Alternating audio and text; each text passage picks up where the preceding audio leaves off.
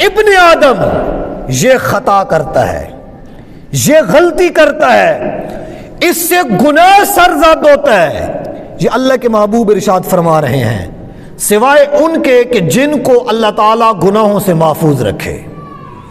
ٹھیک ہے جی، جیسا کہ انبیاء کرام علیہم السلام جن کو اللہ گناہوں سے محفوظ رکھے، ان کے علاوہ حضرت آدم کی جتنی بھی اولاد ہے، حضور کہہ رہے ہیں وہ گناہ کرتی ہے، وہ خطا کرتی ہے، وہ خطائین میں سے ہیں.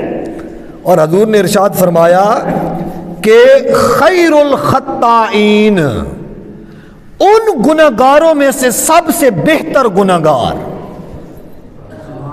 ایک بار بولے بھلا سبحان اللہ. گناہگار بھی ہیں اور حضور نے ان کو بہتر بھی کہا ہے.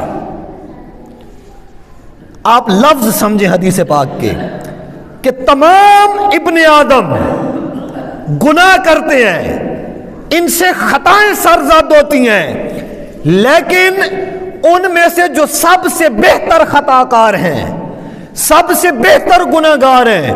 بھئی سوال یہ ہے گناہگار بہتر کیسے ہو گیا؟ گناہگار بہتر کیسے ہو گیا؟ گناہگار اچھا کیسے ہو گیا؟ گناہگار کی تعریف ہو رہی ہے. بھائی آخر وجہ کیا ہے؟ حکمت کیا ہے؟ اس کے اندر راز کیا ہے؟ اللہ کے محبوب نے ارشاد فرمایا التوابون، وہ گناہگار جنہوں نے اپنے گناہوں سے توبہ کر لی، جنہوں نے اپنے گناہوں سے توبہ کر لی. فَأُولَٰئِكَ يُبَدِّلُ اللَّهُ سَيِّئَاتِهِمْ حَسَنَاتٍ، کہ جب بندہ گناہوں سے توبہ کر لیتا ہے، جب بندہ اپنے گناہوں پہ نادم ہو جاتا ہے، جب بندہ اپنے گناہوں کی بخشش کا سوال کرتا ہے رب کی بارگاہ میں، اگر رب اس کو معاف فرما دے، اور یقیناً رب معاف فرماتا ہے، تو پھر وہ اس نے جو گناہ کیے ہوتے ہیں وہ گناہ نہیں رہتے. قرآن یہ کہتا ہے کہ اللہ تعالیٰ اس کے گناہوں کو نیکیوں میں تبدیل فرما دیتے ہیں. تو معزز سامعین، میرے خیال میں اتنا بڑا پیکیج وہ رب تعالیٰ کے علاوہ اور کوئی نہیں دے سکتا، اور کوئی نہیں دے سکتا. دیکھیں ہم کتنے گناہ کرتے ہیں، آئے دن ہم سے گناہ سرزاد ہوتے ہیں.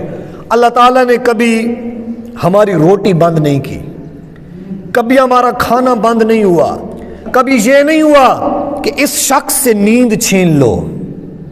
ہمیں نیند آتی ہے بستر کے اوپر اور ہم بڑے سکون سے صبح کرتے ہیں. کبھی یہ نہیں ہوا کہ رب نے یہ کہا ہو کہ اس سے آنکھوں کی بینائی چھین لو. کبھی یہ نہیں ہوا کہ رب نے یہ کہا ہو کہ اس سے کانوں کی سماعت چھین لو. رب تعالیٰ مہلت دیتا ہے انسان کو، وقت دیتا ہے انسان کو کہ ہو سکتا ہے کسی موڑ پہ آ کے یہ سنبھل جائے، کسی موڑ پہ آ کے یہ سنبھل جائے. اللہ اکبر. ایک حدیث قدسی شریف ہے، نبی کریم صلی اللہ علیہ وآلہ وسلم نے فرمایا کہ اگر ابن آدم کے گناہ آسمان کی بلندیوں تک پہنچ جائیں، ثم استغفرتنی، پھر اتنے وقت کے بعد کہ اس نے 70 80 90 100 سال گناہوں میں گزارے، اتنے وقت کے بعد اسے ہوش آ گیا کہ میرا رب بھی کوئی ہے، ثم استغفرتنی، اس نے آ کے رب کی بارگاہ میں مغفرت طلب کی، غفرت لک. حضور نے ارشاد فرمایا اللہ یہ کہہ رہا ہے میں اس کے گناہوں کو معاف فرما دیتا ہوں، اس کے گناہوں کو معاف فرما دیتا ہوں. بھئی پلٹ کے آنا ہمارا کام ہے، لوٹ کے آنا ہمارا کام ہے، رب کی بارگاہ میں آ کے گڑ گڑانا ہمارا کام ہے، رب کی بارگاہ میں آ کے سجدے کرنا ہمارا کام ہے، مصلی بچھانا ہمارا کام ہے، اپنی زبان کو رب کے ذکر سے تر کرنا ہمارا کام ہے. رب کی طرف سے بخشش میں کوئی دیر نہیں ہے.